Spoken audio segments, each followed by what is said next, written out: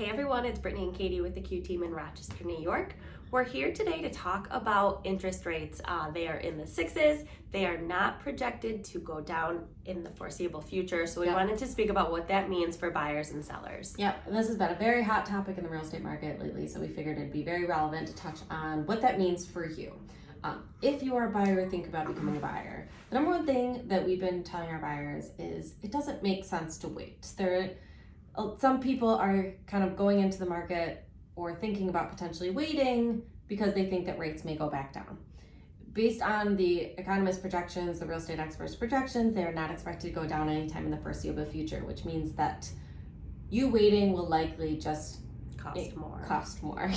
Whether interest rates go up or prices keep appreciating, which we are seeing, that means that waiting may cost you more.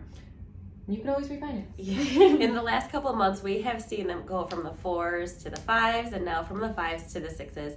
And since they're not projected to go backwards anytime soon, just keep in mind, if you are a buyer, that home values are still rising. There is still appreciation. So waiting for the rates to possibly drop could cost you more. And if you are thinking about buying, it might be a good idea to talk with somebody, see what that looks like now, and then if we do see a rate decrease in the near future, there's always the option to refinance. Yeah. And now for our sellers, what does that look like for our sellers? This rate increase is obviously going to affect some buyers' affordability. Their price ranges are going to change a little bit since their monthly payments are going to change a little bit.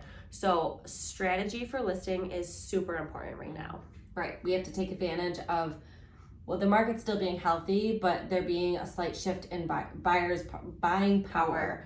So with that, like Katie said, the marketing strategy, the pricing strategy, all of those things matter extra.